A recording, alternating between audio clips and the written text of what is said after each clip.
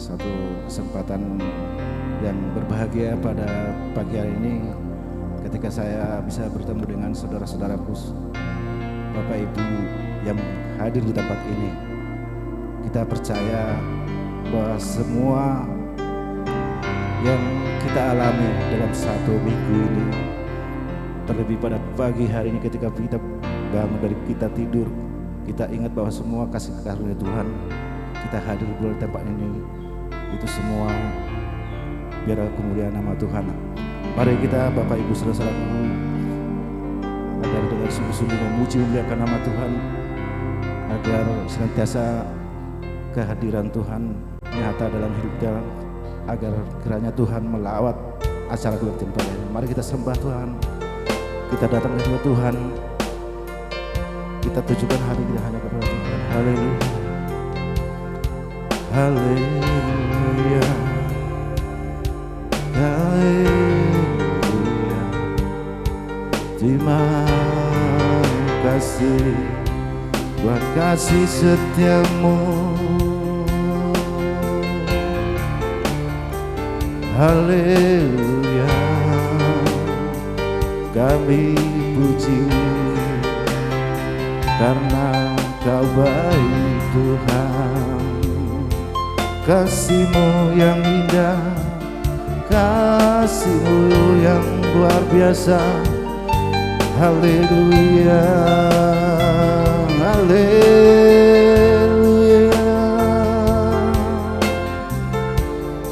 Kami sembah Kau Tuhan. Oh, terima kasih Tuhan.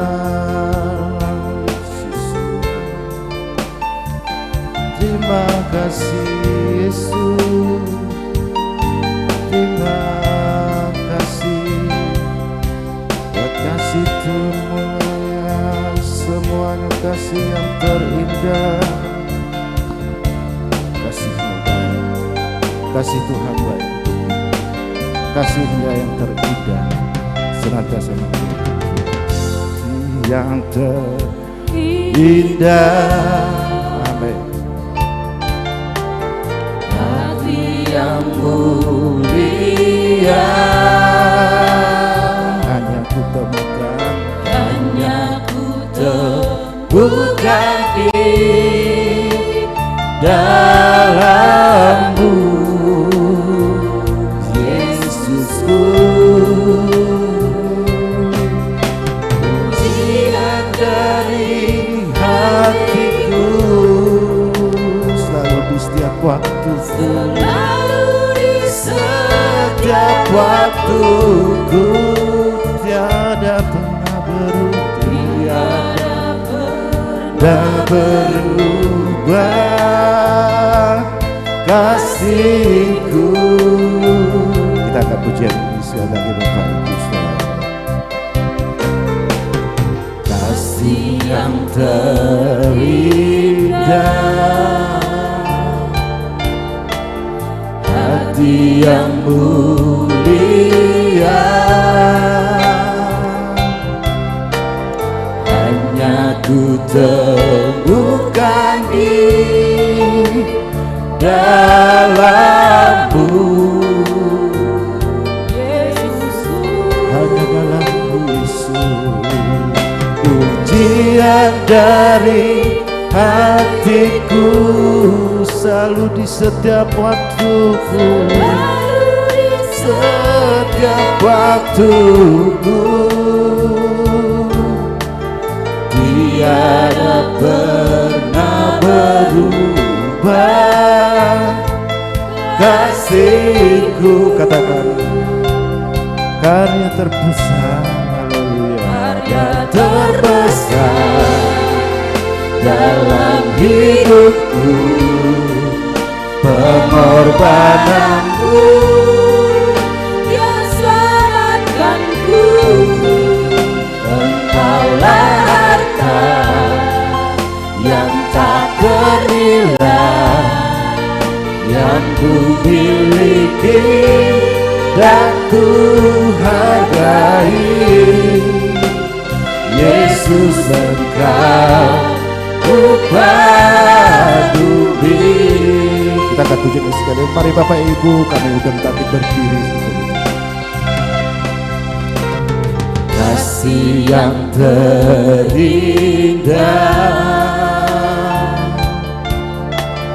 hati yang mulia, hanya ku temukan di dalam-Mu, Yesusku. Pujian dari hatiku selalu di setiap waktuku, tiada pernah berubah kasihku. Karya terbesar, Karya terbesar dalam hidupku, pengorbananmu yang selamatkanku. Engkaulah harta yang tak ternilai yang ku miliki dan ku hargai. Yesus Engkau ku kagumi. haleluya, katakan karya terbesar. Karya terbesar dalam hidupku, pengorbananmu yang selamatkanku.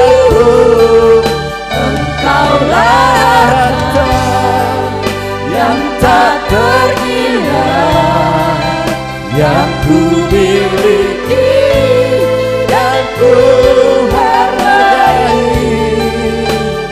Yesus Engkau ku kagumi. Katakan Yesus Engkau, Yesus Engkau ku kagumi. Yesus Engkau ku kagumi. Yesus Kau yang kami kagumi. Oh haleluya. Terima kasih Tuhan. Terima kasih Tuhan buat karya terbesar dalam hidup kami. Ketika kami mengalami mujizat, ketika kami mengalami percobaan, kami yakin dan percaya kasih yang terindah dari Tuhan itulah yang menjadi landasan bagi kami untuk kami bisa bertahan hingga pada saat hari ini Tuhan. Kami sementara akan memuji memuliakan nama-Mu lewat ibadah raya yang kami laksanakan di tempat ini Tuhan. Mari Tuhan, kami rindu lawatan-Mu. Kami rindu Engkau menyertai rangkaian ibadah ini. Lewat pujian kami, lewat persembahan yang akan diberikan, kiranya itu berkenan di hadapan-Mu Tuhan. Kiranya itu menjadi dupa yang harum kepada-Mu Tuhan, sehingga pujian yang kami lakukan boleh menyenangkan hati-Mu, boleh memberkati setiap kami Tuhan.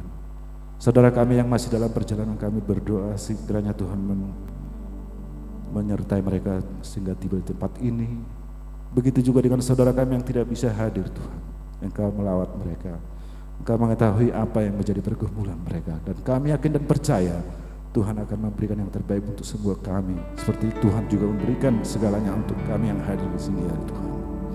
Berkati segala peralatan, alat musik dan juga listrik multimedia dan segala sesuatu yang menunjang ibadah pagi hari ini. Kami serahkan hanya ke dalam tangan-Mu.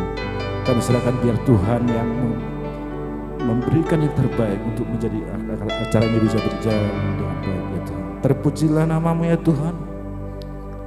Kami akan memuji memuliakan nama-Mu dengan segenap hati kami dan dengan segenap juga jiwa kami, dan nama Tuhan Yesus kami berdoa dan mengucap syukur. Mari kita sama-sama percaya katakan amin. Haleluya. Kita angkat pujian yang mengatakan, karena hari ini adalah hari kesukaan kita, hari Tuhan untuk yang telah dijadikan untuk kita semua. Mari kita nyanyikan pujian hari kita bersuka dalam.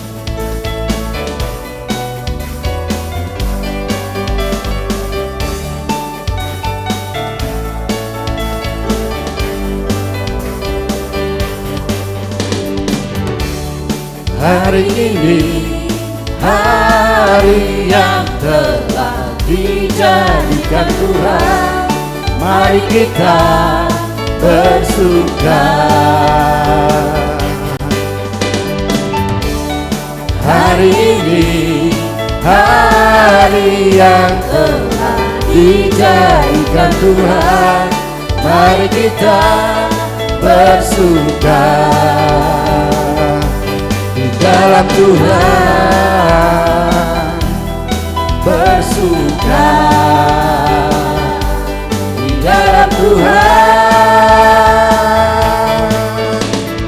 bersuka, bersuka dalam Tuhan, mari bersuka, bersuka citalah.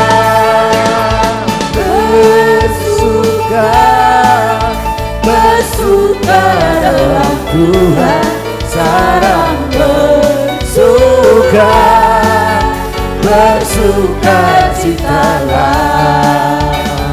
Kita angkat pujian ini, hari ini yang telah diberikan untuk kita merasakan damai sejahtera sukacita.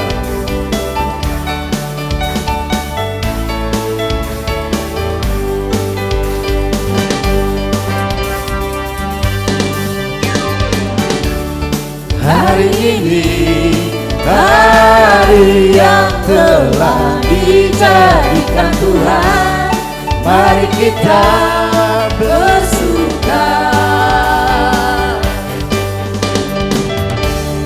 Hari ini, hari yang telah dijadikan Tuhan, mari kita bersuka. Dalam Tuhan bersuka, di dalam Tuhan katakan bersuka, bersuka, bersuka dalam Tuhan, mari bersuka, bersuka citalah. Bersuka, bersuka dalam Tuhan, barang bersuka, bersuka citalah. Bersuka, bersuka dalam Tuhan, mari bersuka, bersuka citalah.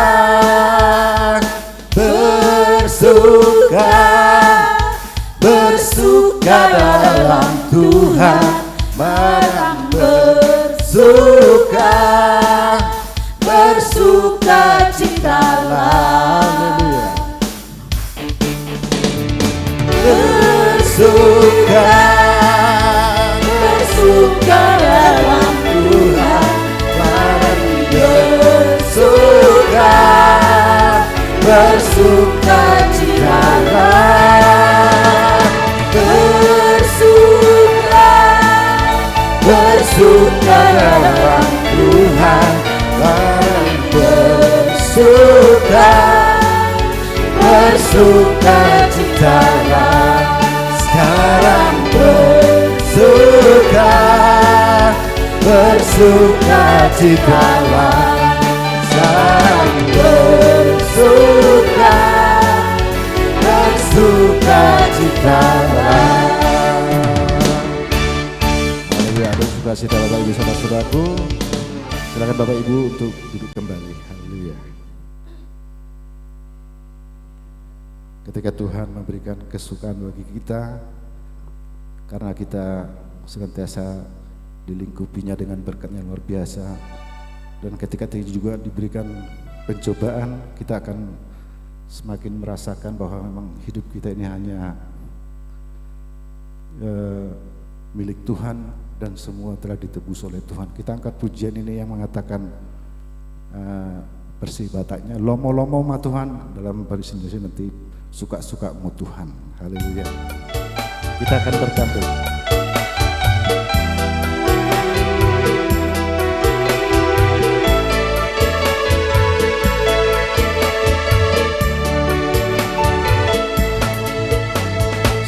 La la la la la la la la la la ho. Sha la la la la, sha la la la la ho. Sha la la la la la, sha la la la la ho. Sha la la la la la, sha la la la la ho. Tebus noruki Harite bobo mudar nabadia Walyaluhut nangoluki Tuhan napurasa Mananggo hati tampanan di Tuhan Tuhan beti halomo Tuhan Rade doa macakoni Lamang lahodi Goarna di bugambi. Haleluya, kita kembali. Tuhan kasih tebus noruki Harite bobo nabadia Disalut nangoluki Tuhan napurasa Mananggo hati tampanan di Tuhan Tuhan Tuhan Rade doa macakoni Lamang laholi Barmulia goani. Katakan lomo-lomo bima Tuhan, lomo-lomo bima Tuhan, lomo-lomo bima Tuhan, lomo-lomo bima Tuhan, lomo-lomo bima Tuhan, lomo-lomo bima Tuhan, lomo-lomo bima Tuhan. Lomo-lomo bima Tuhan, lomo-lomo bima Tuhan. Sa-la-la-la-la-la, sa-la-la-la-la, ho. Sa-la-la-la-la, sa-la-la-la-la, ho.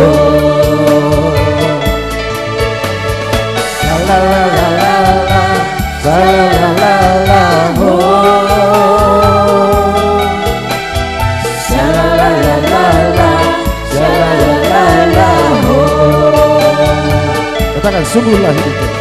Hidupku ditebus oleh kuasa darah yang kudus. Sekarang hidupku bukan milikku lagi. Apapun yang Tuhan mau lakukan, apapun yang Tuhan mau lakukan, asalkan Tuhan ku senang, semua ku relakan.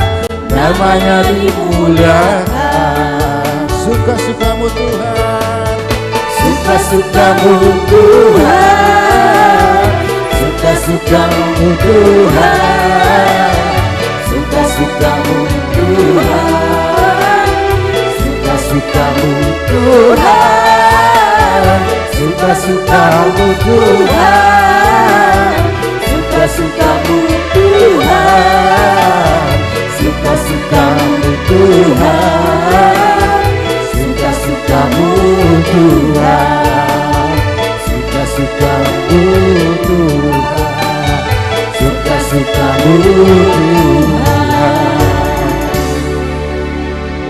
haleluya. adalah pemberian suka-sukamu Tuhan.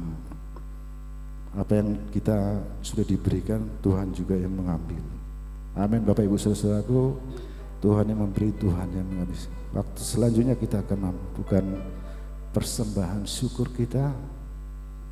Tapi sebelumnya kita akan berdoa terlebih dahulu. Kami mohon Bu John Edi untuk memanjatkan doa persembahan.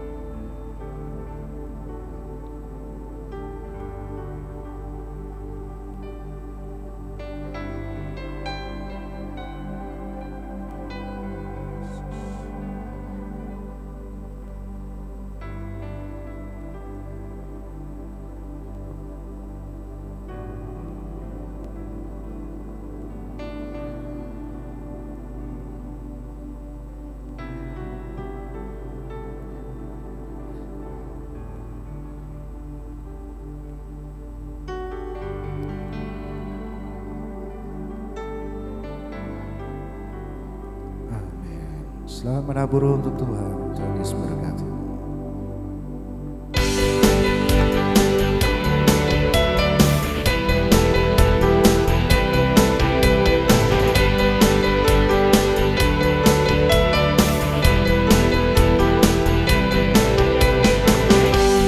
Kasih setiamu yang terbaikku, hikmat kebajikan tersedia bagiku, sebab Allah sanggup limpahkan salahnya dan anugerah yang besar bagiku. Kasih setiamu nyata bagiku. Hikmat kebajikan tersedia bagiku. Sebab balasanmu lipat kasihnya dan anugerahnya sangat besar bagiku. Aku diberkati, aku dilimpahi atas balasanku untuk menyediakan. Aku diberkati, aku dilimpahi atas sempurna anugerah Tuhan bagiku.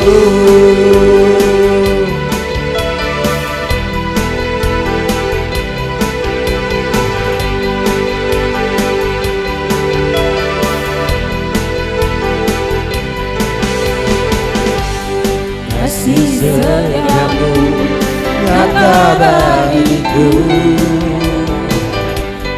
Hikmat kebajikan tersedia bagiku.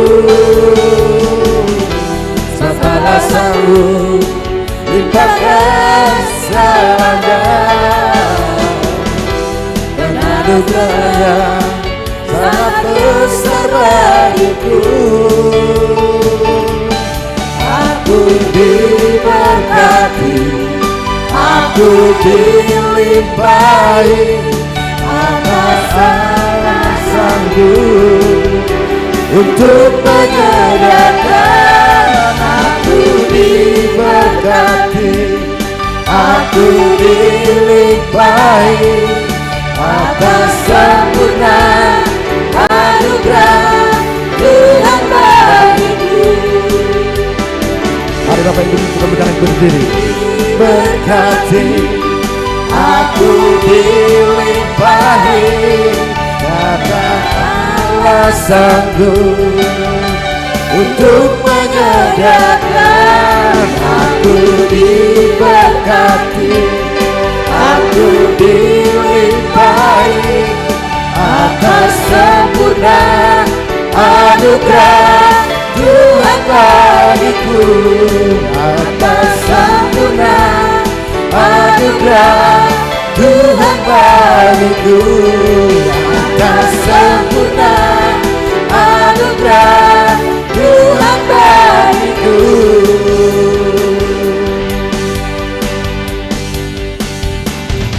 Kasih yang setia menyata bagi kami Tuhan. Itulah yang kami imani ketika kami mempersembahkan apa yang kami miliki Tuhan.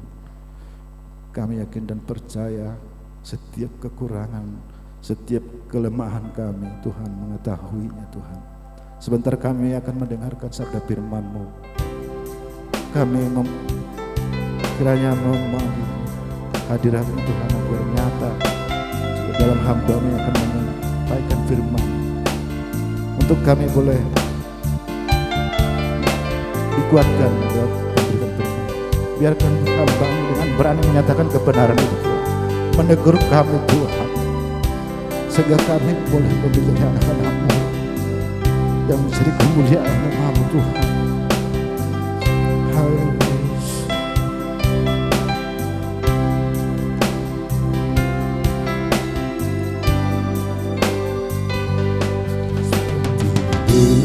Saya haus rindu aliran sungai-Mu.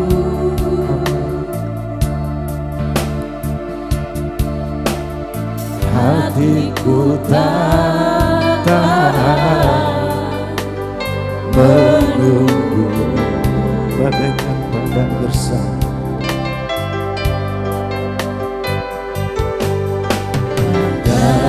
padang gersang menanti datangnya hujan.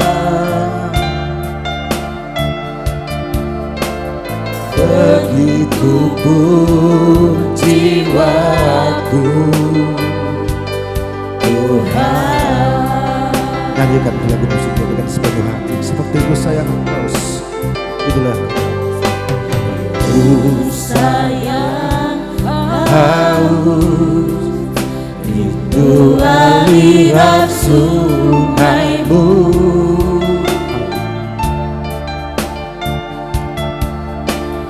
Hatiku tak tahan menunggu, bagai padang gersang, bagai padang gersang, menanti datangnya hujan. oh, begitu jiwa kami, Begitu pun jiwaku Tuhan. hanya Engkau Tuhan pribadi yang menang. Hanya Engkau pribadi yang mengenal hatiku. Tiada yang tersembunyi bagiku. Seluruh isi hatiku tahu, Dan bawa kami dan Tuhan, bawaku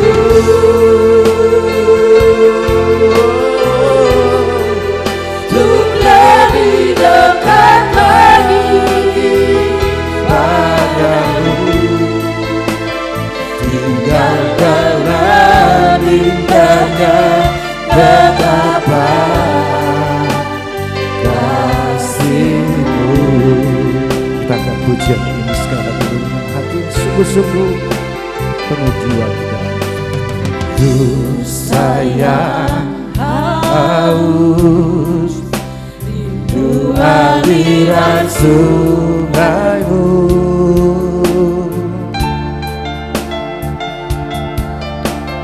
Hatiku tak tahan menunggu, Bagaikan padang gersang, bagai tanah gersang, menanti datangnya hujan. Begitu pun jiwaku Tuhan. katakan dengan sungguh-sungguh, hanya Engkau pribadi Tuhan. Hanya Engkau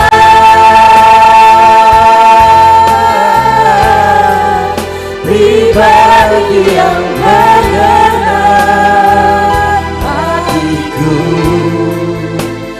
Tiada yang tersembunyi bagimu. Seluruh isi hatiku Kau dan bawaku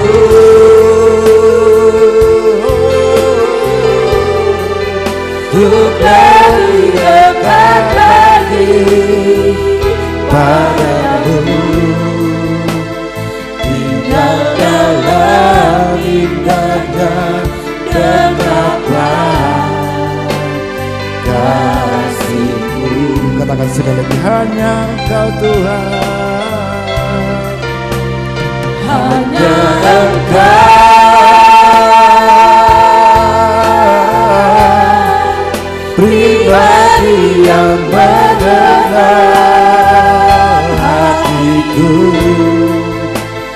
Tiada yang tersembunyi bagimu. Seluruh isi hatiku tahu, dan bawaku Dan bawa kami Tuhan, untuk lebih dekat lagi padamu.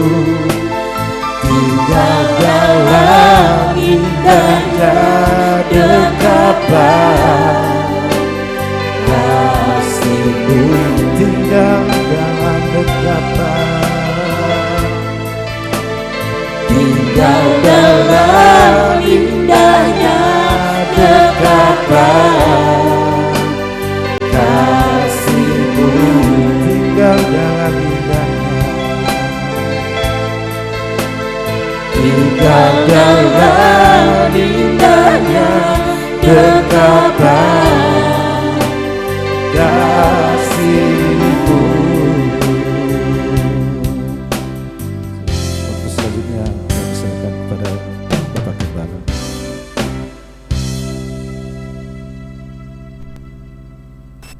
Terima kasih Tuhan, benar Bapa. Kami hanya tinggal di dalam dekapan-Mu Tuhan. Kami merasakan ketenangan ya Bapa. Terima kasih Tuhan buat pagi yang indah ini Tuhan. Tuhan mempersatukan kami di tempat ini ya Bapa.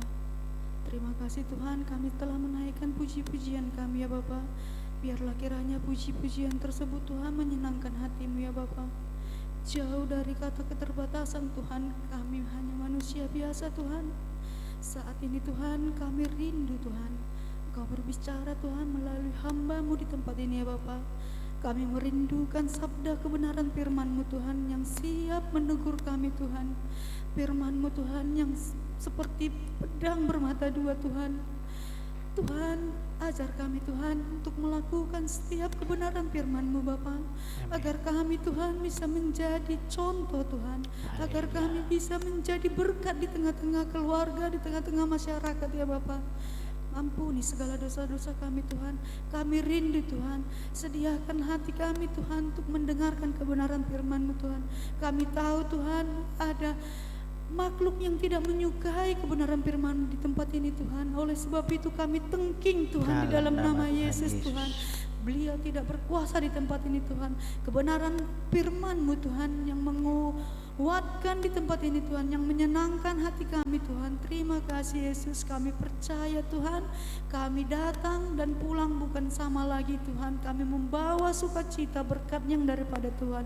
Ini doa kami ya Bapa, dengarlah ya Bapa. Hanya dalam nama anak-Mu Tuhan Yesus Kristus kami mengucap syukur. Haleluya. Amin. Amin. Silakan duduk Bapak Ibu, saudaraku. Shalom. Baik, kita siapkan hati untuk kita menerima firman Tuhan. Kita akan renungkan bersama-sama kebenaran firman Tuhan. Saya melanjutkan dalam kitab Efesus pasal yang ke-6 ayat yang ke-10 sampai dengan 13. Kita buka Efesus pasal 6 ayat 10 sampai dengan 13. Kita akan membaca bersama-sama kebenaran firman Tuhan hari ini. Efesus pasal 6 ayat yang ke-10 sampai dengan 13. Saya akan baca ayat yang ke-10, Bapak Ibu Saudara, yang ke-11 demikian seterusnya sampai dengan 13. Yang sudah ketemu kita katakan amin. Ya, saya tunggu yang belum amin. Oke ya. Efesus pasal 6 ayat 10 sampai dengan 13 kita baca secara bergantian. Saya membaca yang ke-10. Begini firman Tuhan, akhirnya hendaklah kamu kuat di dalam Tuhan, di dalam kekuatan kuasa-Nya. 11.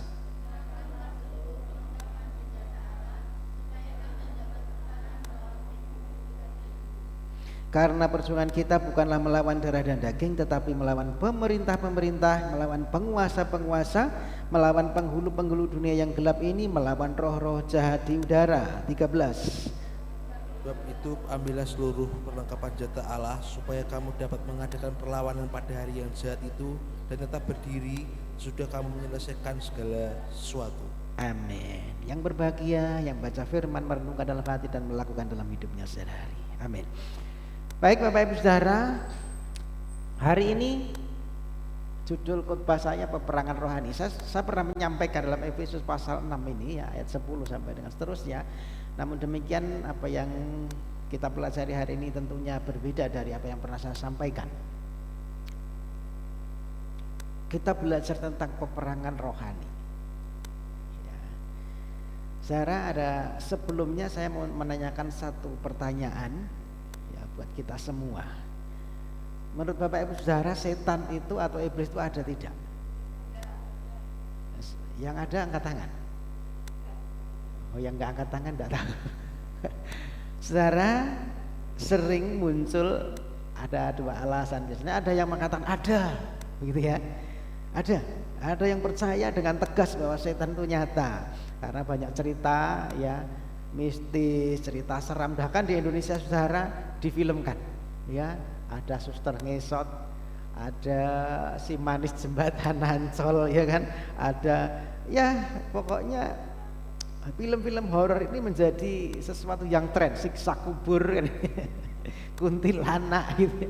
Ya saudara, ini populer dan seringkali menjadi satu tontonan yang orang suka gitu saudara.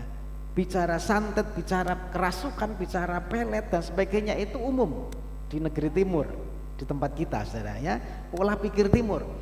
Ya, makanya saya tadi tanya yang tidak angkat tangan itu pola pikir mana? Mungkin pola pikir barat, saudara ya. Pola pikirnya orang-orang yang sangat rasional, maka orang yang kedua akan bicara begini, oh enggak ada. Apalagi orang-orang yang di kota besar yang pola pikirnya sudah rasional, orang-orang barat begitu ya, dia mungkin berpendidikan tinggi, semua dirasio, semua dengan ilmiah gitu ya. Dia fenomena-fenomena yang terjadi itu bisa dijelaskan dengan ilmiah ya, dengan psikologi, dengan fisika gitu ya. Ya kan, saudara melihat kayak pesulap merah itu kan ada begini, oh itu cuma trik. Ya triknya begini. Jadi enggak itu bukan mistis, itu bukan roh jahat, bukan, itu cuma trik kan gitu ya. Saudara kalau mengikuti kadang-kadang kan lihat di pesulap merah itu dia buka apa ilmu voodoo di cara itu bukan mistis, itu cuma trik gitu ya. Kemudian yang tarian orang mana itu yang pakai ilhalang bisa nari sendiri itu, oh itu trik, itu orangnya bersembunyi di sini gitu ya, dia berlatih ya. Itu orang-orang yang rasional ya, semua bisa diselesaikan dengan ilmiah saudara. Nah hari ini kita akan belajar bersama-sama apa dengan Alkitab ya. Ada 3 hal yang perlu saya sampaikan hari ini. Siapa lawan kita, apa yang kita lawan, dan bagaimana kita bisa menang. Jadi siapa, apa, dan bagaimana. Yang pertama, siapa lawan kita? Efesus pasal 6:12 mengatakan karena perjuangan kita bukan melawan darah dan daging, tetapi melawan pemerintah-pemerintah, penguasa-penguasa, penghulu-penghulu dunia yang gelap, roh-roh jahat di udara. Saudara, ini menunjukkan bahwa ternyata apa yang kita hadapi itu bukan hanya melawan manusia, bukan hanya melawan sistem atau sosial, tetapi ternyata ada satu kekuatan spiritual di balik semua itu. Maka tadi ada yang berkata ada gitu ya. Ya ada. Ya ketika melihat keadaan dunia saat ini, ya kita lihat ada peperangan, ada kekejaman, ada korupsi, rasis ya, kemiskinan, banyak hal yang terjadi, kekerasan, perpecahan terjadi, kejahatan ada, eksploitasi ada, perdagangan manusia ada, diskriminasi banyak terjadi. Nah, kita harus menyadari bahwa apa yang terjadi itu lebih dari sekedar faktor sosial, lebih dari sekedar psikologi, lebih dari sekedar faktor fisika atau lingkungan. Tetapi ada sesuatu kekuatan yang lebih dalam, ada kekuatan yang spiritual yang bekerja di baliknya. Saudara, biasanya kalau terjadi sesuatu hal, tragedi misalnya ya, ada bencana, ada sesuatu yang terjadilah, ya pasti ada 2 kecenderungan. Tadi sudah saya tanya ya, ada yang percaya, oh percaya. Ya, ada juga yang menganggap itu biasa-biasa saja. Ya. Jadi ada orang yang over spiritual. Saudara.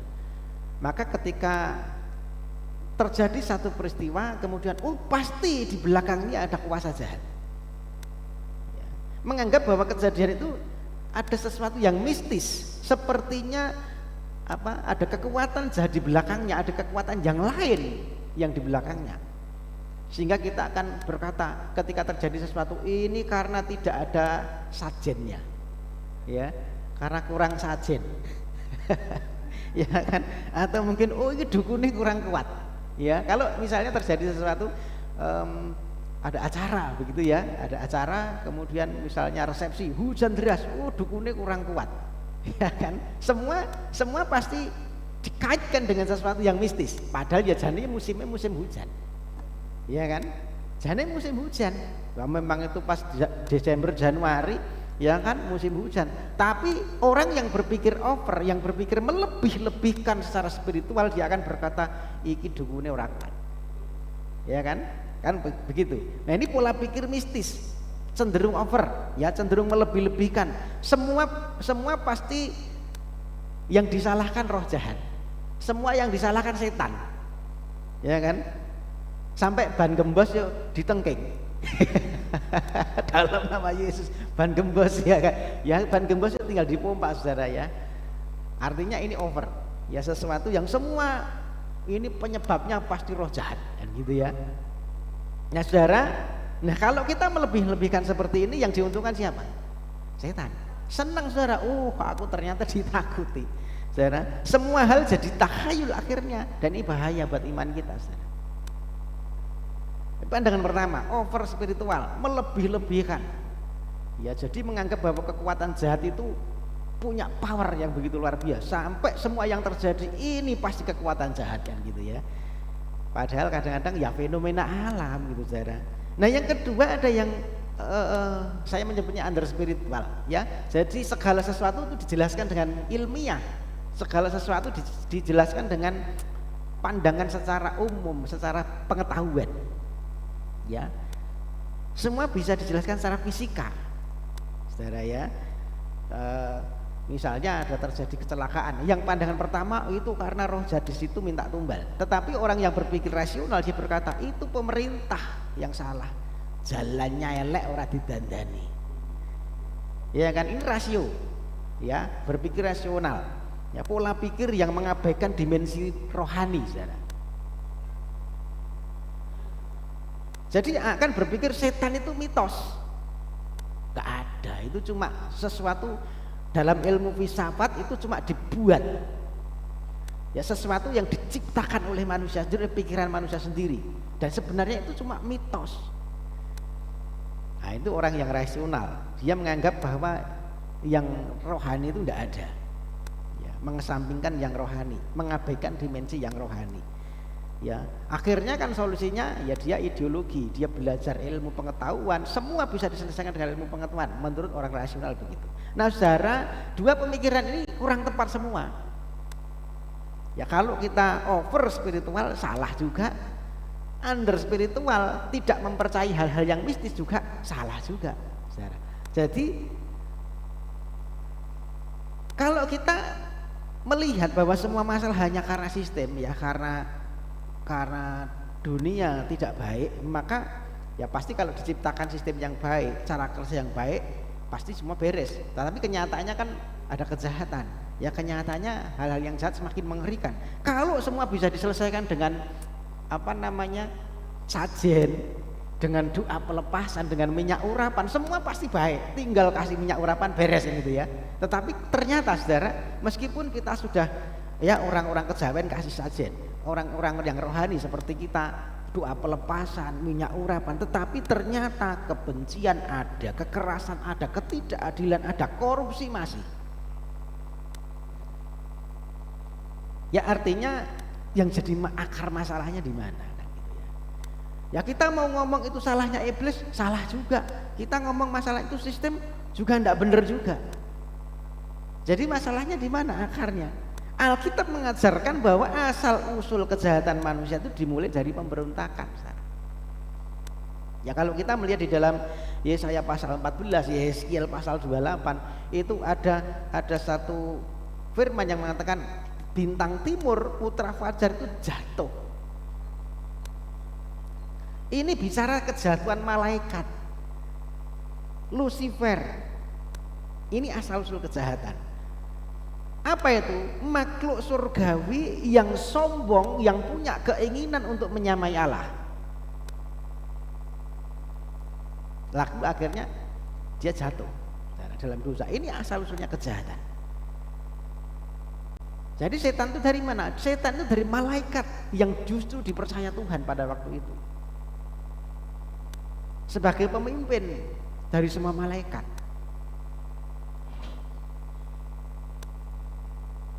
Artinya apa? Kejahatan terjadi atau berasal dari makhluk ciptaan yang menyalahgunakan kehendaknya, ya. Dari malaikat yang memberontak, saudara.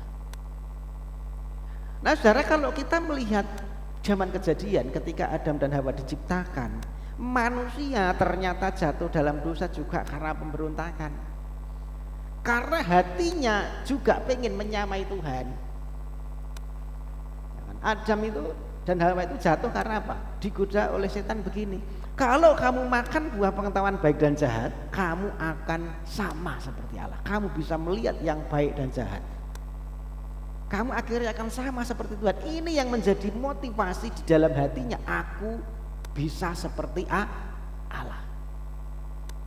Jadi baik malaikat maupun manusia sama-sama jatuh karena dia ada hati jahat, pengen menyamai Allah. Itu yang terjadi pada Adam dan Hawa. Ini menjelaskan apa, saudara? Dosa itu masuk ke dunia melalui Adam dan Hawa dan menyatakan bahwa hati manusia itu yang licik. Dosa itu berasal dari dalam hati. Satu keinginan yang salah. Kejahatan itu terjadi dari keinginan hati yang salah, menyalahgunakan kehendak bebas manusia. Makanya dalam kitab Markus pasal 7 itu berkata, yang menajiskan itu bukan yang keluar dari mulutmu, tetapi yang keluar dari hatimu.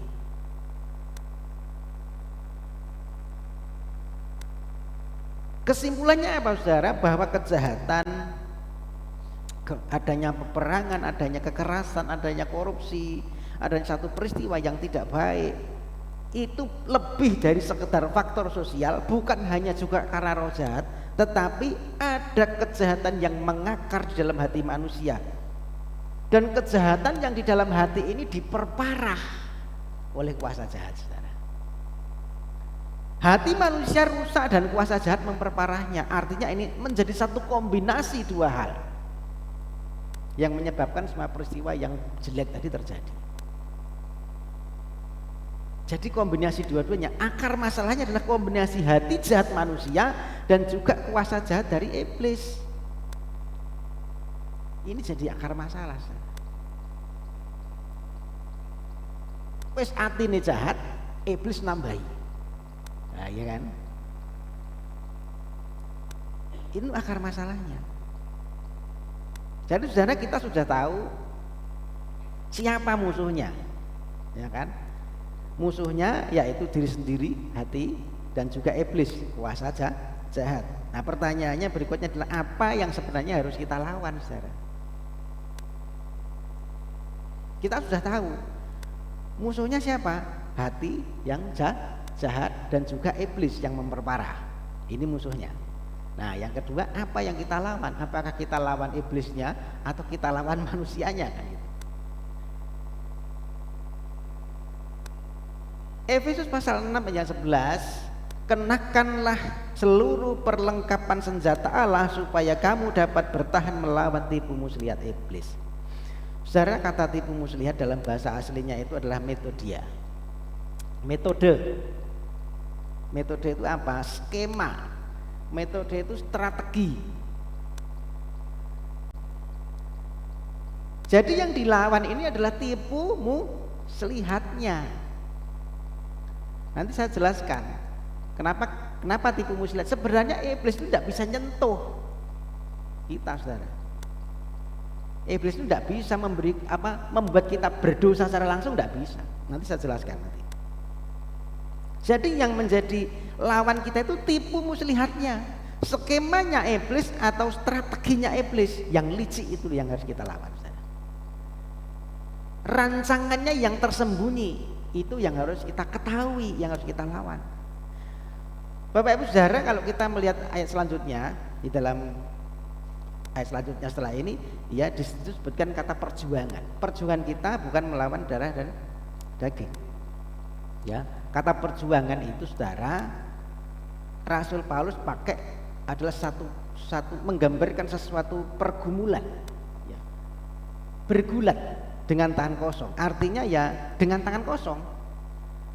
Jadi penjelasannya begini, saudara, dalam konteks waktu itu, zaman itu, perang itu kalau masih pakai panah itu masih jarak jauh, ya masih punya jarak, ya paling enggak 10 meter lebih kan itu ya, 10 meter ke sana itu pakai panah, ada jarak, saudara. Nanti kalau sudah pakai pedang, artinya jaraknya sudah semakin dekat. Tetapi masih ada jarak, ya paling 1 meter 2 meter gitu ya, pakai pedang ada jarak. Nah, kalau sudah panah habis, pedangnya kemudian jatuh, tidak ada lagi pedang, dua-duanya ya, kemudian apa, dengan tangan kosong, artinya bergulat. Ini sudah tidak ada jarak, saudara. Ya makanya ada apa itu gulat sumo itu kan ya gandengan gitu ya. Tidak ada jarak lagi. Perkelahian jarak dekat, kontak langsung dan dengan tangan kosong. Nah, saudara, Paulus ingin menekankan bahwa pertarungan kita dengan kuasa jahat ya di balik semua itu adalah pertarungan yang menentukan antara hidup dan mati. Dengan tangan kosong, sudah jarak dekat gitu ya, saudara. Tetapi saudara, ada satu yang kabar baiknya. Ya meskipun kita pertarungan jarak dekat, ada satu jaminan kita ini menjadi pemenang sebenarnya. Makanya Efesus pasal 6 ayat 10 itu memberikan satu penekanan begini. Hendaklah kamu kuat di dalam Tuhan, di dalam kekuatan kuasanya. Ada jaminan kemenangan karena di dalam hidup orang percaya itu ada kuasa yang tinggal. Amin. Roh yang ada di dalam kita itu lebih besar daripada roh yang ada di dunia ini. Maka kita tidak perlu takut sebenarnya. Ada jaminan kemenangan ketika perang ini, saudara. Iblis itu tidak bisa menyentuh kita karena ada roh Allah yang lebih kuat di dalam hidup kita. Amin.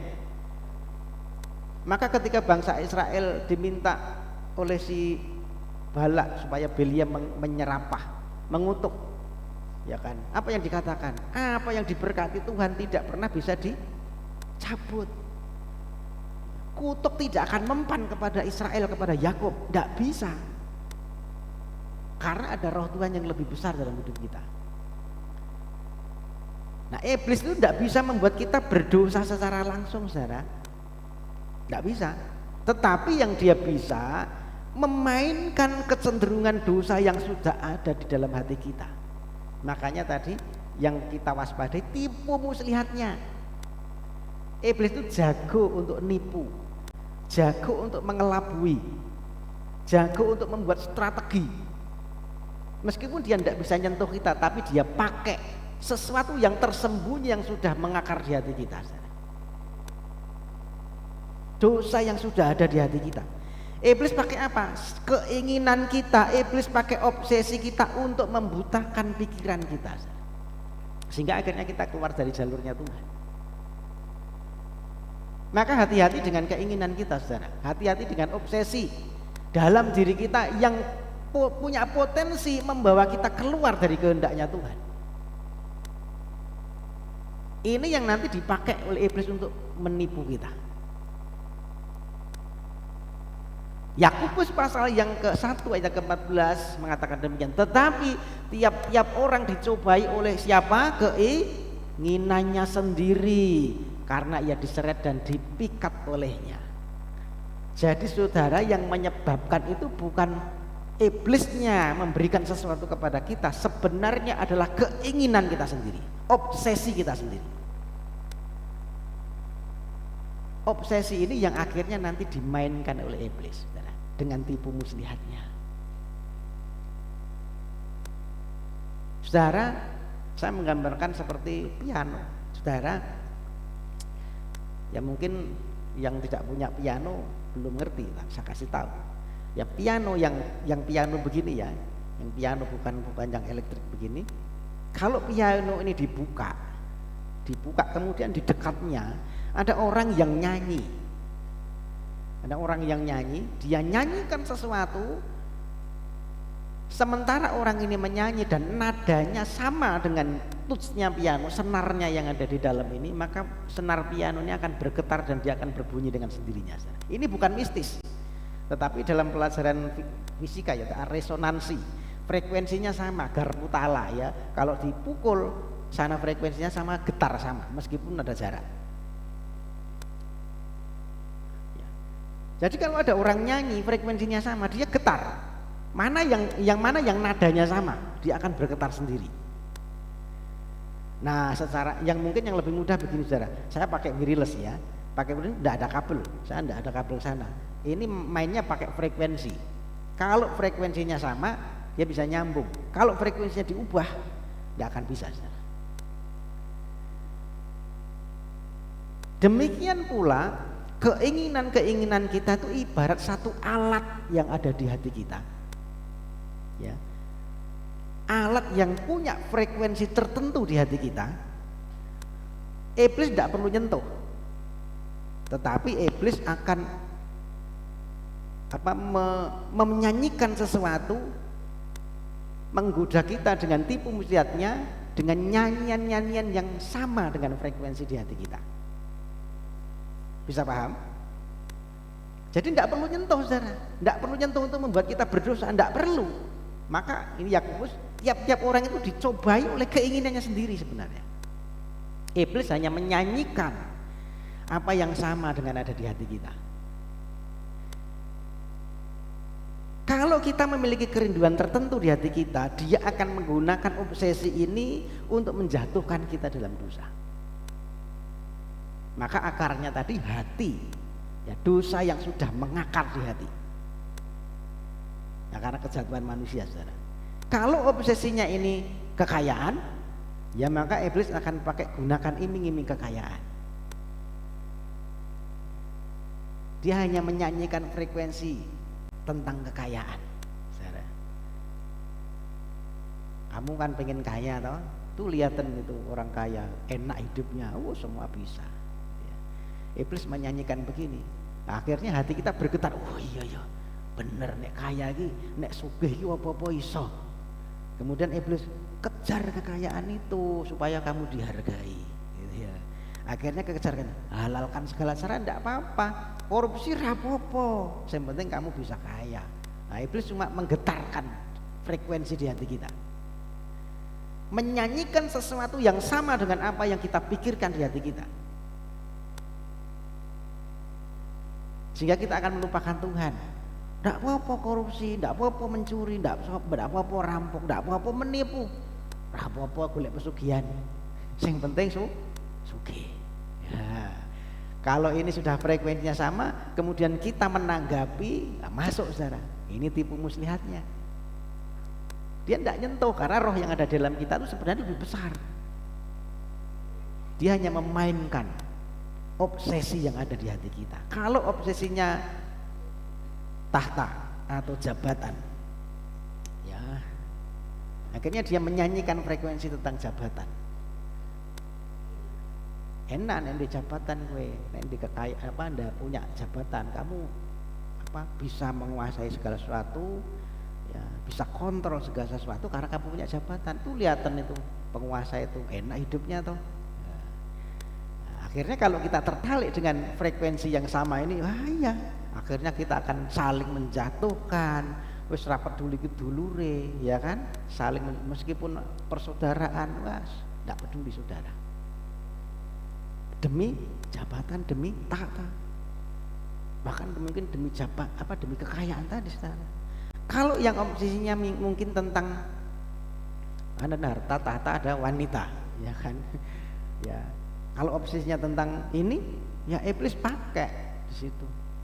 Tiba-tiba kok mak bedunduk itu apa? Dengan tiba-tiba kok ono WA masuk itu loh. Dari orang tidak dikenal. Ya, dari orang tidak dikenal, terus kok kata-katanya kok rodok-rodok sing nyerempet-nyerempet buat ditanggapi. Ya karena obsesinya sudah salah. Karena ini frekuensinya sama, ditanggapi. Akhirnya terjadi saling WA-an, janjian, nggak ketemu. Ya akhirnya ada orang hilang. Orang hilang bukan hilang karena dicuri karena dia pergi dengan sini, karena dicuri oleh bebek gombel dan lain sebagainya gitu ya, saudara ya. Ya. Ada kelaporan orang hilang ya gara-gara WA-an ternyata ada WA dengan tidak sengaja masuk ya. Dilalana cocok frekuensi ini. Sing kono WA-ne iki masalah dengan suaminya, sing kene masalah karo istrinya, cocok. Ya, frekuensinya nyambung. Wah, ini tipu muslihatnya iblis. Maka saudara kita mesti waspada dengan titik lemah kita. Amin.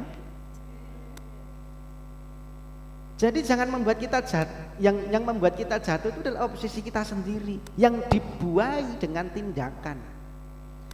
Peran iblis itu hanya memainkan tadi frekuensinya, menyanyikan lagu-lagu yang selaras dengan hasrat yang tersembunyi di hati kita. Ya, iblis akan menyanyikan nyanyian tentang hawa nafsu, akan menyanyikan pujian tentang kepahitan, gitu ya. Akan menyanyikan pujian tentang kesombongan, gitu ya. Akan menyanyikan tentang pahit hati. Nah, maka kalau ini frekuensinya sudah cocok, ya membuat akhirnya kita jatuh dalam dosa.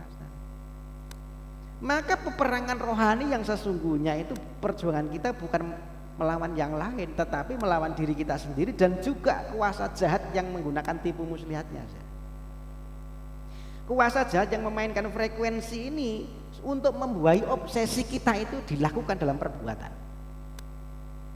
Keinginan atau obsesi yang ada dalam diri kita akhirnya ini membawa kita keluar dari kehendak Tuhan. Bapak Ibu Saudara, strateginya itu begini, iblis itu ya, tipu muslihatnya itu. Dia akan menggunakan yang pertama godaan. Apa itu godaan? Ini adalah satu pandangan yang terlalu tinggi sehingga membuat kita itu jatuh dalam dosa. Pandangan yang terlalu tinggi tentang diri sendiri, saudara. Orang yang punya pandangan ini dia akan meremehkan kekudusan Tuhan, merasa dirinya cukup spiritual, cukup agamawi, cukup baik. Wah, tidak mungkin aku akan jatuh gitu ya. Akhirnya iblis menggunakan godaan, tipu muslihatnya dengan godaan. Ya, iblis itu akan begini, memutarbalikkan, contoh ya ini contoh, memutarbalikkan dosa menjadi sesuatu yang baik, memakai istilah yang rohani. Sebenarnya dosa tetapi dipakai positif dengan istilah yang rohani untuk membungkus dosa itu.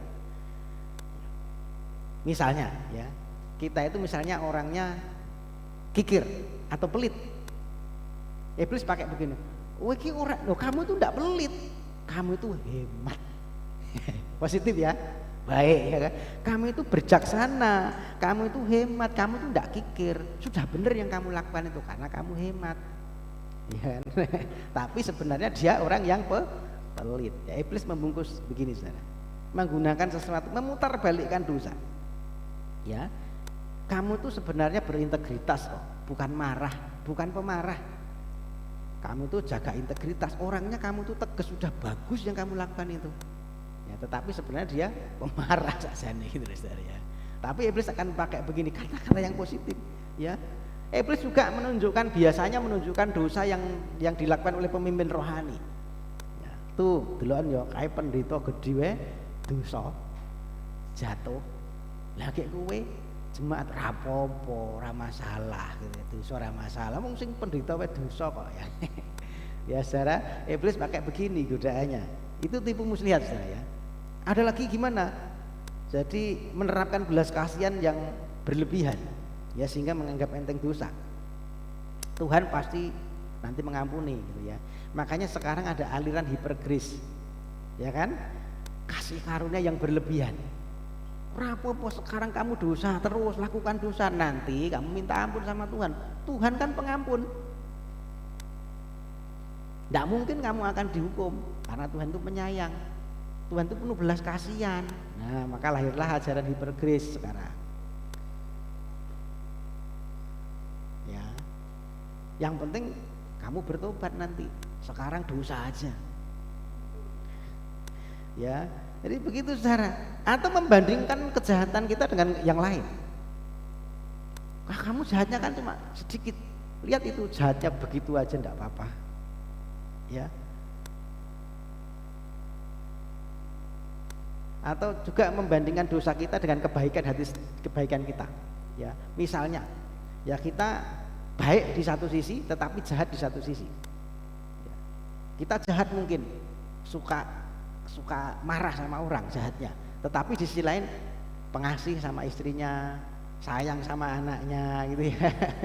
Enggak apa-apa kamu jahatin aja orang itu, kamu kan lebih banyak baiknya, kamu sama istri baik kok, sama anak-anakmu baik kok, sama yang itu juga, kamu enggak baik kan cuma sama orang itu. Ya, membandingkan dosa dengan kebaikan-kebaikan. Ini strategi, tipu muslihatnya. Ya kalau ini terus kita respon, maka kita akan terus berlangsung dosa ini.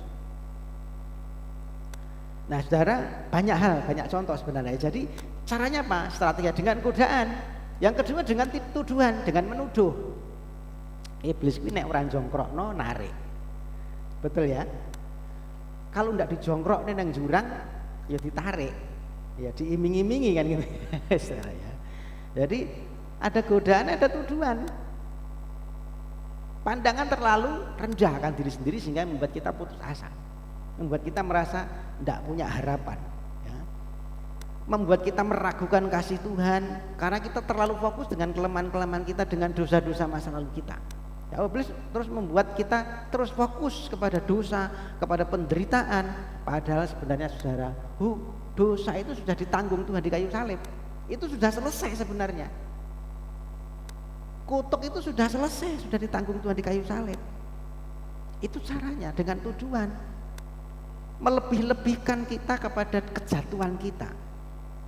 Kamu tidak layak ke gereja, kamu sudah banyak berdosa loh. Kamu ke gereja itu percuma, Tuhan tidak dengar doamu. Nah itu tuduhan saudara. Menuduh dengan apa yang sudah kita lakukan karena dosa-dosa.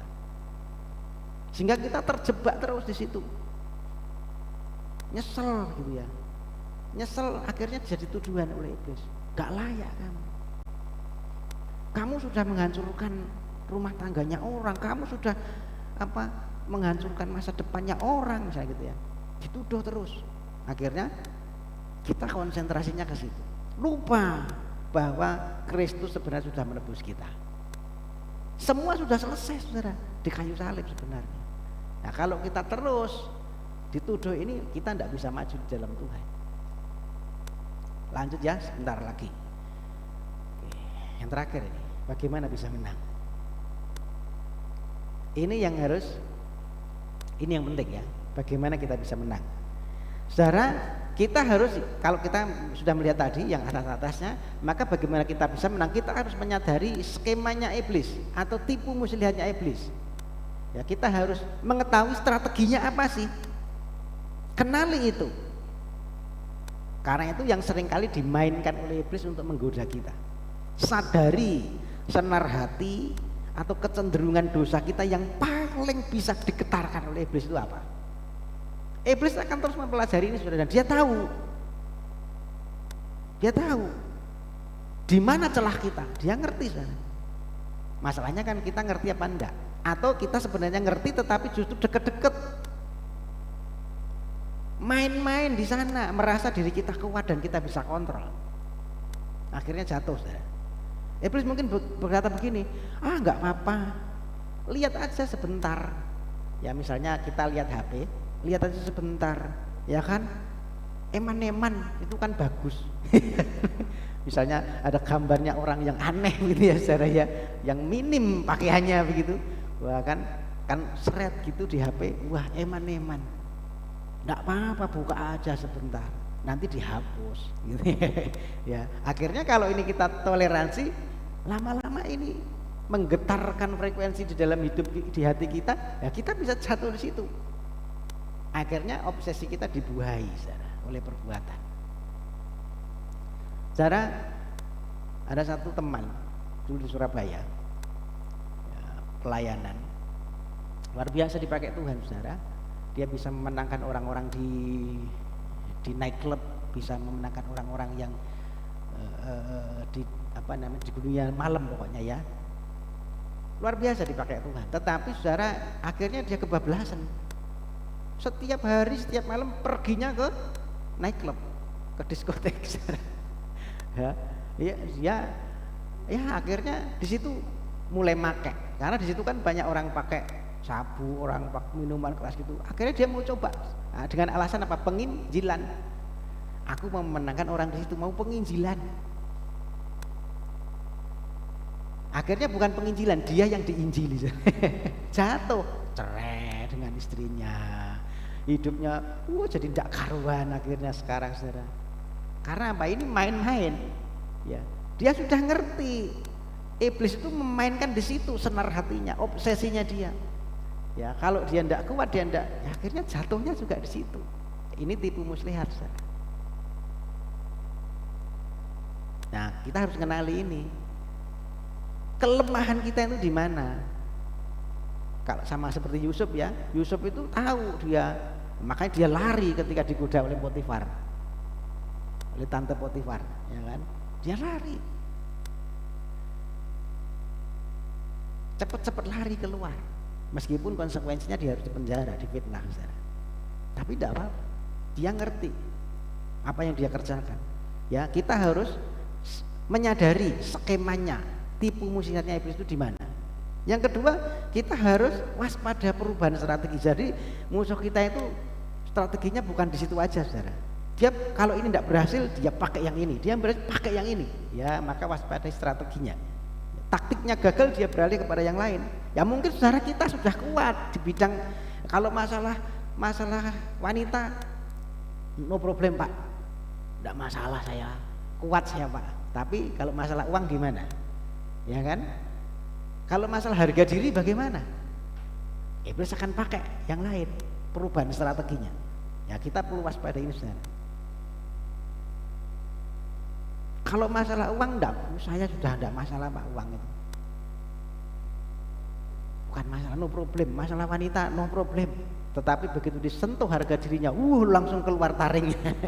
Nah ini artinya ya iblis pakai sesuatu yang lain, ya pakai strategi yang lain untuk menjadikan kita berdosa. Lalu bagaimana menghadapinya? Kenakanlah perlengkapan senjata Allah supaya kamu dapat bertahan melawan tipu muslihat iblis. Saudara, apa itu perlengkapan senjata Allah? Injil adalah perlengkapan senjata Allah. Injil menghancurkan dua strategi iblis. Injil menghancurkan bagaimana iblis menggoda. Injil juga menghancurkan tuduhan daripada iblis. Ketika kita digoda, Injil mengingatkan kita kepada kekudusan Allah. Saudara, kita itu begitu berdosa, sehingga Kristus harus menggantikan kita, menanggung hukuman dosa ini. Kristus harus mati demi kita. Kristus harus disalib karena dosa kita yang mungkin kita anggap sepele, karena dosa kita yang mungkin kita anggap dosa kecil. Tetapi tahukah saudara, karena dosa kita yang kecil itu Kristus harus mati di kayu salib. Amin. Jadi ketika kita digoda, pandanglah kepada salib. Dosa yang mungkin kita anggap kecil itu membuat Kristus harus mati. Pertanyaannya, masihkah kita mau merangkul dosa ini? Masihkah kita mau mempertahankan dosa ini? Pandang kepada salib Tuhan ketika kita mendapat godaan. Ternyata apa yang aku kerjakan ini itu membuat Kristus harus mati di kayu salib. Jadi Injil mematahkan ini strateginya iblis ketika kita digoda. Injil juga mematahkan strateginya iblis ketika kita dituduh. Ketika kita dituduh, Injil itu mengingatkan kita akan kasih Allah yang begitu luar biasa. Ketika kita dituduh, kamu tidak layak, kamu itu orang berdosa, kamu itu kotor, maka pandang kepada salib, lihatlah kepada kasih Allah yang besar. Amin. Di sana ada kasih Allah yang ditunjukkan di salib itu, saudara. Hutang dosa sudah lunas. Kita tidak perlu lagi kasih sesajen. Kita tidak perlu lagi minta minyak urapan gitu ya. Tidak, saudara. Itu kutuk dosa sudah selesai di kayu salib. Dan kurban Kristus adalah aroma yang begitu harum di hadapan Allah Bapa. Maka ketika ada tuduhan membuat kita mungkin tidak layak, pandang kepada salib. Amin. Betapa besarnya kasih Allah itu. Saudara, sebelum saya akhiri, kita akan refleksi apa yang harus kita renungkan, saudara. Apakah kita terlalu mengandalkan rasio? Semua tidak ada hubungannya dengan yang mistis, dengan kuasa jahat. Atau kita terlalu sibuk, justru sibuk mencari sesuatu yang mistis, ya. Yang itu membuat kita akhirnya lupa musuh kita sebenarnya siapa. Musuh kita adalah dosa di dalam hati kita dan kuasa iblis di balik semuanya itu, saudara. Obsesi di hati kita yang sudah mengakar di hati kita, dan juga kuasa kegelapan yang terus menyanyikan frekuensi yang sama sehingga kita bisa berdosa. Yang kedua, apakah kita terlalu meremehkan godaan dari si setan atau terlalu takut padanya? Mungkin kita anggap remeh, enggak apa-apa, aku kebal. Atau mungkin kita justru terlalu takut sehingga kita takayul terus, apa-apa mistis, apa-apa pasti dihubungkan dengan ini pasti kuasa jahat. Sehingga akhirnya kita gagal melihat bahwa hanya Injil yang mampu membongkar tipu muslihat iblis. Renungkan dua hal itu. Sadari bahwa musuh sejati kita bukan sistem sosial, bukan roh-roh jahat semata-mata, tetapi dosa di dalam hati yang harus kita taklukkan di bawah kaki Kristus. Amin. Kita harus merenungkan salib itu setiap hari, karena itulah strategi kita untuk menang. Renungkan salib itu setiap hari. Ketika ada godaan, ketika ada tuduhan, itu mematahkan dua hal ini. Melawan tipu muslihat iblis bukan dengan meremehkan atau membesarkan kuasanya, melainkan dengan kebenaran Injil yang membungkam strategi licik dari si iblis. Kita diingatkan akan kekudusan Allah ketika ada godaan, sehingga kita tidak akan berbuat dosa lagi. Kita diingatkan akan kasih Allah yang begitu besar ketika ada tuduhan, sehingga kita tidak akan pernah putus asa. Amin.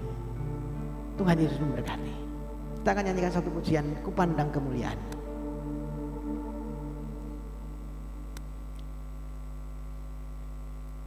Haleluya Yesus.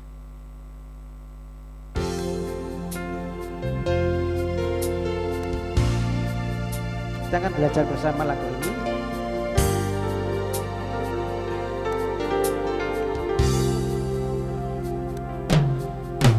Ku pandang kemuliaan,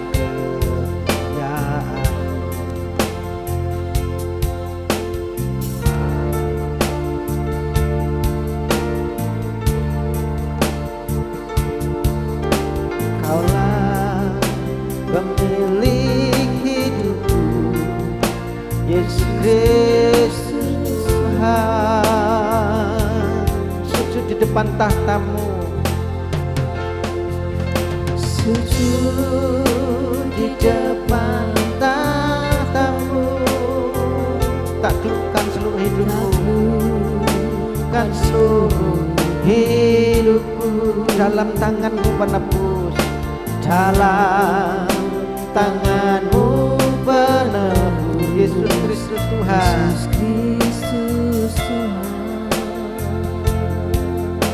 Tiada satupun, tiada satupun yang luput dari karya kasih-Mu yang mulia. Bagi-Mu segala pujian, hormat, kemuliaan. Engkau Tuhan, Engkau Tuhan ditinggikan, yang bangkit dan menang, Yesus Kristus Tuhan. Raja mulia dahulu, berkorban bagiku. Selamatkan jiwaku, selamatkan jiwaku. Kita ulangi dari awal, kita bangkit berdiri.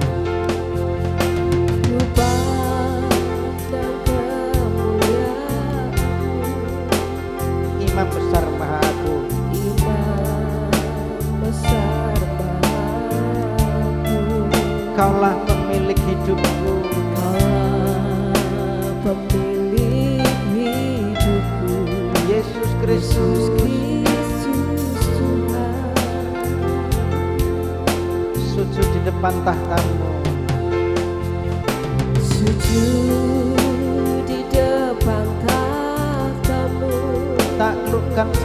hidupku, takutkan seluruh hidupku dalam tanganmu, dalam tanganmu penebus Yesus Yesus Kristus Kristus Tuhan, tiada satu pun, tiada satu pun yang luput dari karya kasih yang mulia. bagimu segala pujian, Bagimu segala pujian, hormat, kemuliaan,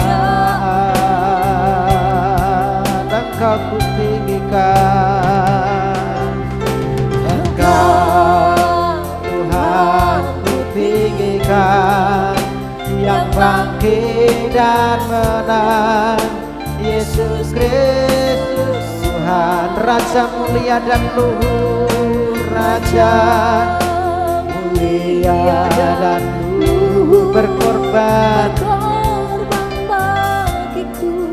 selamatkan jiwaku, selamatkan maka jiwaku memuja, dia menyembah Sang Raja Yesus Kristus Tuhan, kekal sempurna, kekal sempurna kuasamu, agunglah karyamu, Yesus Kristus Tuhan.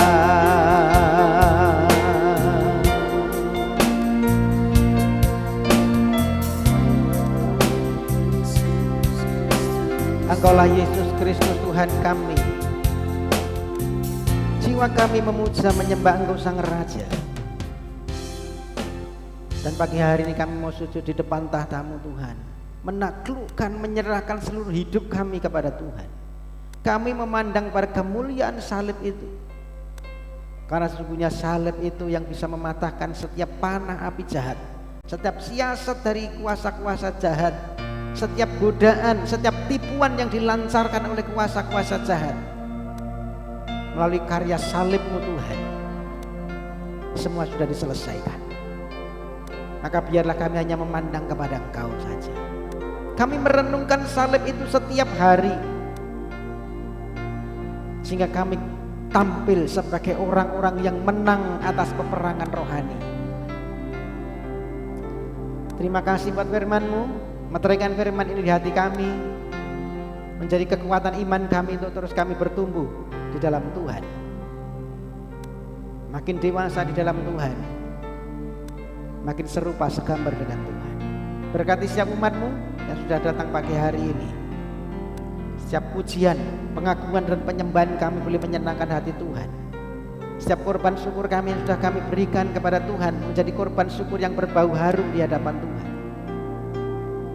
Terima kasih Tuhan.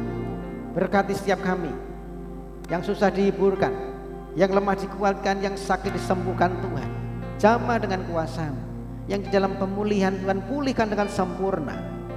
Berdoa, yang tidak bisa hadir pagi hari ini juga melawat mereka, menilai mereka, apapun pergumulan mereka Tuhan, Engkau yang menolong. Ulurkan tangan-Mu yang penuh kasih, ulurkan tangan-Mu yang penuh dengan keajaiban untuk menolong mereka. Terima kasih Tuhan. Kami pulang dengan berkat-berkat. Di dalam nama Tuhan Yesus kami menaikkan doa ini. Haleluya. Amin. Silakan duduk Bapak Saudara. Pengumuman yang harus saya sampaikan untuk jadwal ibadah kita satu pekan ini, hari Rabu nanti ada jadwal ibadah doa puasa tempatnya jam 9 sampai dengan selesai. Kemudian komsel kita ubah di hari Kamis ya, karena hari Kamis itu kita ada hari kenaikan Tuhan Yesus ke surga. Hari Kamis kita ada ibadah kenaikan Tuhan Yesus ke surga jam 9. Ya seperti biasa jam 9 pagi kita ada ibadah di tempat ini. Nanti Bapak Saudara kita dilayani oleh Pak Daniel Karno dari Nguter. Ya, saya memberikan kesempatan beliau untuk bisa berkunjung ke tempat ini. Ya, sekaligus nanti menyampaikan renungan firman untuk kita semua. Hari hari Kamis ya, jam 9 pagi, hari kenaikan Tuhan Yesus ke surga. Kemudian saudaraku, seperti biasanya kalau perayaan begini kita ada perjamuan kasih ya. Jadi saya mengajak Bapak Ibu Saudara, seperti biasanya kita bawa dari rumah ya, nanti diatur, ibu-ibu biasanya sudah pinter ngatur karena sudah terbiasa, yang bawa lauk, yang bawa nasinya ya gitu ya. Silakan nanti dipersiapkan hari Kamis, dibawa, kita nanti setelah ibadah ada perjamuan kasih, kita nikmati bersama-sama. Begitu ya? Ngerti ya? Sudah paham ya ini ya? Jadi ada perjamuan kasih. Jadi hari Kamis komselnya tidak ada, tetapi ada ibadah kenaikan Tuhan Yesus ke surga. Ya, jam 9 pagi dilayani oleh Bapak Daniel Karno dari Nguter, GBT Nguter. Ya, kemudian kita ada perjamuan kasih. Silakan membawa dari rumah lauknya, nasinya nanti dipersiapkan, dikoordinasi seperti biasanya. Begitu ya. Hari Jumat biasanya ada Jumat ceria, anak-anak sekolah minggu, tetapi ini dialihkan ke hari Sabtu. Ya, ibu-ibu yang punya anak sekolah minggu diingat, hari Jumat besok ibadah anaknya diganti di hari Sabtu jam 3. Kenapa diganti? Karena nanti ada pelayanan dari Sekolah Tinggi Ilmu Ekonomi Solo, STIE Solo ya, Sekolah Tinggi Ilmu Ekonomi, bener ya, STIE kan Sekolah Tinggi Ilmu Ekonomi ya. Jadi STIE Solo ya, teman-teman dari sana dari STIE akan melayani anak-anak sekolah minggu ya, jam 3 sore. Ada hadiahnya enggak? Ada berkat rohani, ada berkat jasmani yang jelas begitu ya. Saudara, ya silakan nanti diantar ya, karena tentunya seru saudara.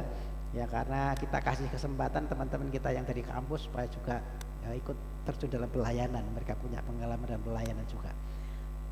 Juga ibadah muda remaja diajukan hari Sabtu juga ya, karena setelah melayani bersama-sama di sekolah minggu nanti dilanjutkan di ibadah youth ya, ibadah muda remaja teman-teman kita yang di STIE, yang dari STIE maksud saya. Jadi ibadah muda remaja diajukan jam 5 ya, diingat ya, jam 5 on time, silakan datang jam 5 sehingga bisa segera dimulai ya, karena mungkin yang nanti yang ke Solo juga mau pulang ke Solo karena lumayan jauh supaya tidak terlalu malam. Oh, menginap. Oh gitu. Oh, rupanya menginap saudara ya, minggunya ibadah di sini. Oke, ya itu ya. Dan kita ketemu kembali hari Minggunya nanti. Hari Minggu kita ada ibadah seperti biasa, ibadah umum. Saya mengundang kembali Bapak Ibu Saudara bisa hadir untuk bersama-sama dengan kita menikmati hadirat Tuhan, bertumbuh bersama tempat ini. Itu yang boleh saya sampaikan dari jadwal ibadah kita satu pekan ini. Tuhan Yesus memberkati. Kita akan sekali lagi berdiri, kita akan bangkit berdiri, kita akan tutup dalam doa berkat. Bapak Surgawi, Bapak yang baik, setelah kami beribadah kepadamu dengan sepenuh hati kami percaya berkat-berkat Tuhan tercurah atas kehidupan kami. Materikan firman-Mu di hati kami dan mampukan setiap kami untuk menjadi pelaku-pelaku firman-Mu. Bapak, kami berdoa yang butuh pemulihan, Pak Parto, Bu Parto, Bu Gini, Bu Markamah, Bu Care, Bu Parti, Pak Oskaria, Pak Dianto, Pak Fran, dan siapapun yang butuh dijamah, dipulihkan kesehatannya, jamah dengan kuasa-Mu di dalam nama Tuhan Yesus Kristus. Terjadi pemulihan tubuh, jiwa, rohnya dipulihkan Tuhan. Kami berdoa, yang memberikan keturunan beri keturunan, yang memberikan pasang hidup berikan pasang hidupnya sepadan, yang memberikan pekerjaan buka jalan beri pekerjaan. Apapun pergumulan umat-Mu hari-hari ini, Tuhan Engkau Allah penolong kami yang memberikan pertolongan tepat pada waktunya dalam kehidupan kami. Setiap apapun yang terjadi, Tuhan bekerja di dalamnya untuk mendatangkan satu kebaikan. Berdoa Tuhan untuk bangsa negara kami, berkati bangsa kami, para pemimpin bangsa kami, berikan hikmat roh takut Tuhan. Mereka boleh mengatur bangsa ini dengan baik, jauhkan dari perpecahan, jauhkan dari teror, jauhkan dari kerusuhan, dari niat jahat orang yang tidak bertanggung jawab. Pemimpin pemerintahan yang ada adalah wakil-wakil Tuhan, maka Engkau berikan kepada mereka kemampuan untuk mengatur bangsa ini dengan baik. Berkati kota kami Wonogiri, berkati Prajimantor, Eremongko di mana kami tinggal. Biar damai daripada Tuhan tercurah atas kota kami. Bahkan roh pertobatan Tuhan curahkan. Ada pertobatan jiwa-jiwa. Gereja-gereja Tuhan dipakai menjadi sarana menjadi terang, menjadi garam. Dan terkhusus tempat ini, Gereja Bethel Tabernakel yang ada di Sawan Sedayu Prasimantoro, dipakai Tuhan menjadi alat Tuhan, menjadi terang Tuhan. Di tempat ini orang boleh berjumpa dengan Tuhan, bertumbuh di dalam Tuhan. Jiwa-jiwa banyak dimenangkan untuk Tuhan. Pelayanan malaikat terjadi atas gereja ini, mimpi-mimpi penglihatan menyatakan. Terima kasih Bapak, ini doa kami, dan sebentar kami pulang. Kami percaya kami pulang dengan berkat-berkat Tuhan. Engkau memberkati sawah, ladang, ternak kami, pekerjaan kami, apapun yang kami lakukan dengan tangan kami dibuat Tuhan berhasil. Engkau yang membawa kami terus naik dan tidak turun, menjadi kepala dan bukan ekor. Engkau akan memberkati rumah tangga kami, anak-anak kami diberkati Tuhan, hidup nikah kami diberkati Tuhan. Apapun yang Tuhan izinkan terjadi atas kehidupan kami, Tuhan bekerja di dalamnya, mendatangkan satu kebaikan dalam hidup kami sehingga kami makin mengasihi Tuhan. Terima kasih Bapak. Bapak Ibu saudaraku yang kekasih, angkatlah tanganmu, pandanglah ke surga dan terimalah berkat yang terbaik daripada Tuhan. Tuhan Yesus memberkati engkau dan melindungi engkau. Tuhan Yesus menyinari engkau dengan wajahnya dan memberi engkau kasih karunia. Tuhan Yesus menghadapkan wajahnya kepadamu dan memberi engkau damai sejahtera. Terimalah berkat yang terbaik ini, berkat di dalam nama Bapa, cinta kasih Tuhan Yesus Kristus dan persekutuan Roh Kudus menyertai hidup kita hari ini sampai selamanya, sampai Maranatha, sampai Tuhan datang kedua kalinya. Di dalam berkat nama Tuhan Yesus Kristus, setiap kita yang percaya diberkati. Mari sama-sama katakan amin. Bapa, terima kasih. Bapa, terima kasih. Bapa di dalam surga, ku berterima kasih. Amin. Selamat pulang, Tuhan Yesus memberkati.